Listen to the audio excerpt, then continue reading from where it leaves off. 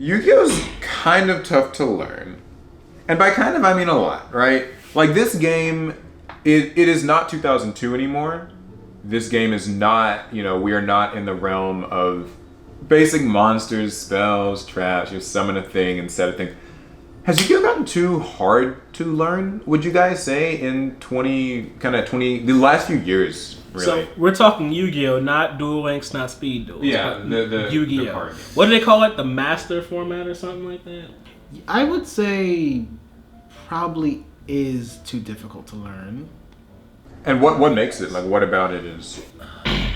Summoning mechanics. Chains, Those are tough now. Rulings. Chains have always been tough. Sometimes you have to actually pay attention to what a lot. The card says and the punctuation in the card and how it's worded. So let's break them down. All right. So first things first. Cards these days have a lot of text. They do. They have a lot of text. Paragraphs. Do you guys think that the cards just have too much? And how could maybe Konami change that? Okay, so cards most definitely have too much text because we recently hit a milestone where a certain magician monster has the most text ever seen on the Yu-Gi-Oh card. Yeah, that new one from that structure deck. Yeah. Oh, is that the Endymion? The new Endymion, yeah. Oh, okay. So I would say that because they're harder to read right now, right? Because I can't even see my cards half the time now. Yeah, classes I know, but still can't read my cards. The text is too small. Go ahead. It's difficult when we start talking about the effects of cards because back when the game was young, everything was like flavor text and very simplistic effects. Do X to make Y happen. It's so simplistic but vague. So simplistic yet unbalanced. Look at Pot of Greed. Yeah. Pot of Greed is some of the simplest cards in existence. And it's perfect. But we cannot allow it. Because oh wait, cards that just do things for free are unbalanced. Okay, we gotta give this card a cost. So now there's another line before it can say draw 2 cards. This line says do this, discard this, pay this, semicolon, draw 2 cards. But if this plus this don't happen, then you don't get nothing. And you can only do this once per turn. I think only once per turn. That's a kind of similar topic about archetypes and things where with the advent of archetypes we've seen more and more cards that have to name other cards, so they have that long bit of text. Because cards in the past have been abused, we now have to usually add the text of you can only activate the effect of blah blah blah once per turn and only once that turn. And we get more and more and more of these monsters that do something in your hand, do something in the grave, do something on the field. When, whatever, you can discard and do this. I mean, is that, too much for a new player to process? If, a 14-year-old, maybe, or, a 12-year-old, a kid, wants to get in, do you think that's just, too much? Yeah, I find that if a player can't master their cards on second use, there's a problem. Master? Yeah, so if your card has 3 different effects that happen in 3 different ways, and you can't remember all of that by the second time you've used it, there's probably an issue. I mean, that's an interesting way to look at it. What do you guys You're saying you just can't Yeah, so there's so much. I've done so much that I forgot what I did 2 turns ago, even though I'm using the same exact card. Yeah, because in my case, they'll be playing some of those ritual cards like incantations. They have multiple effects. You can only use once per turn and only once per turn. You gotta keep track of which one you've already used, which effect it was, so that you can know which other card you can use and who have a very similar effect. That's a lot. Well, luckily in Yu-Gi-Oh has been a slow ramping game. A lot of these effects and mechanics have been building up over time, so if you've been playing since 02 or 03, you've been kind of carried into this world of 90,000 effects on one card. That's actually a thing that gets pointed out a lot. The whole, if you've been playing, this is all fine. You've learned. It's just adding on. It's but for new when players, you're new, realizing that your cards can have effects in the hand, field, grave, banish zone, in the deck. Extra deck sometimes. trying to explain to someone this the basics becomes really hard when you have to like give them caveats like. And almost like you have to break down. All monsters have attack and defense, unless it's a link monster. It doesn't even have defense. It can't even go to defense mode. And pendulum monsters aren't always monsters. Like spells. Yeah, pendulum monsters are not. You can activate trap cards, which normally in the rulebook said have to be set for an entire turn. You just activate them from the hand now. Yeah, or put them in your monster zone. Good segue. Trap monsters aren't pendulum monsters. Good segue into actually the summoning mechanics themselves. Because, we started with fusions and rituals, and I think most people understand that. So we'll skip those. But then we get things like synchros and exes, and then like pendulums and links, where the monsters kind of get increasingly not only more unique mechanics to them, but also like more exclusions. These link monsters don't have defense. Pendulum monsters don't go to the grave. Do you think that's... how do you guys feel about that? That kind of extra complication. I need to calm things down. Yeah, that's literally when it gets too hard to teach a new person. You can still teach them the mechanic. It's not easy. Everything else was all about. Fusion just made perfect sense. Yeah. I think two no one's ever gonna monster. have that problem. And then you got synchro. You add the stars together. It made stars a bit more useful. And even exes, they have to have the same amount of stars. But then it's like for exes, you have to stack your monsters now. That did have its own. And then the monsters aren't on the field. They're kind of they're just in limbo. They're there, but they're not active anymore. But they do get sent to the graveyard. So then we move to pendulums, right? And then it starts to get. Yeah, because then pendulums they made new zones on the board and new card design, brand new designs. These and then they all had a pendulum effect and a monster effect, and they can't use both, of course. But you don't know that until you read the rules. They don't go to the graveyard. No, they go to the extra deck. Unless that's only if they get sent from the field. Yeah, now if they go from your hand, it's totally different. And then, link monsters. That's what, Back it up one more second, Paul. Because we can't forget that they moved the zones for pendulum monsters and put them in the spell and trap zones.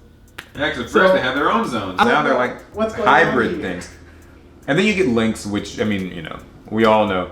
Don't have stars, don't have defense, can't go to defense, have a link rating. They can count as either themselves or like their link rating, like 1 or 3. These are the first cards not to have stars. Well, technically Z's had but those were still stars.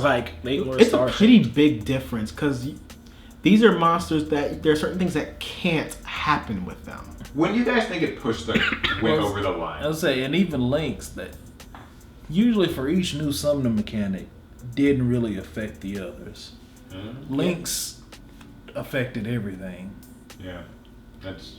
And even pendulums even kind of when enabled you had pendulums, everything. you could still XZ summon as much as you wanted. You Probably still more. synchro summon as much as you wanted. Links kind of put a stop to all that. Yeah, I've had anecdotes. Players who just don't want to bother learning it. It's simply not worth. You know what I mean? It's in many ways, it's not. It's not worth. It's not worth the trouble of learning how this stuff works. The game changed, and that meant now everyone had to learn how to play this new Yu-Gi-Oh. It's a fundamental change. It can't be ignored. How it was back in the day. If you didn't want to play synchros or exes, you didn't have to. A lot of people never played pendulums and never will, especially now. There's no reason to. But now with links, you have to learn how to use them. There's no way around it unless your deck doesn't have anything in the extra deck. Unless you just don't use the extra deck, which is tragic. And then there's just a general complication of chains, missing the timing, the difference between normal stuff. Special summons that don't start a chain and special summons that do, and what inherent summon is. Yeah, all these concepts. Would you guys say that that's just Yu-Gi-Oh, or that maybe there could be some steps to simplify that? I think with that, it's the best it can be as far as those things go. Because you can't. Well, I don't remember playing professionally back in the day, but I think chains kind of help break it down exactly how things work when I want to do something, okay, but I want to do this. It goes in reverse. Yeah. But remember when priority was a thing that people followed? Oh yeah. What was with Yu-Gi-Oh and these unwritten rules? It was because Yu-Gi-Oh had this very fun yet flawed concept that a lot of games avoid. Most games, they put a limit to like how many actions you can make in like a certain phase of the game. Yeah. Yu-Gi-Oh doesn't do that. Yu-Gi-Oh's like, then your main phases go wild. We had different spell speeds where these effects were essentially in a limbo. They could happen whenever. So we had to come up with a way to actually solve it. Chains was good. Could be a little complicated, but it's a solid thing, and new players can understand the chains. It takes a little bit, especially when it gets to like missing timings and things. That's when the punctuation in your card text comes in. That's when like ifs and mays and cans or commas versus semicolons. Like, so where do you guys think it all breaks? Like what is kind of the point where it goes from I could teach this to my little sister or whatever, my little brother, versus like it's this is too much to bother with. Actually, like what parts of it do you think toe that line or break that? I think I could still pretty easily teach a new player Yu-Gi-Oh. oh wow, Well, because people already had to go through learning the old time mechanics. We're talking Fusion, Synchro, XYZ. People act like pendulums and links were a big turning point, but links changed the game into a way that still makes sense. You need to use these link monsters in order to bring out these monsters. So if someone from the ground floor is learning what links are from the beginning, it actually Maybe isn't not so that bad. Certainly you have to then teach them the other summoning mechanics, but outside of Pendulum, people already were able to learn them. So maybe not so bad. So you're saying that for someone like completely new to the game, like never picked up a Yu-Gi-Oh card in their life, almost never even seen the anime, just straight picking up is easier to teach like someone who's completely new than someone who, say, started playing, left, and is trying to come back in. A bit like that, yeah. I find that when players return to the game, they get a little... It's easy to get overwhelmed or get annoyed, maybe. and you'll get upset. Because I can get that, because I mean, if you're teaching somebody new who doesn't know anything about Yu-Gi-Oh, then you're just teaching them another game. Yeah. What do you think, Alan? Essentially, I mean, you're right. It's Yu-Gi-Oh is not Yu-Gi-Oh as we know it. It's a new game. It's been a new game for a while. We just probably didn't know this, to be honest. Yeah. Because I mean, for a lot of people, 5D Synchro era, that was like, once it got at that point, they're like, all right, this is Yu-Gi-Oh.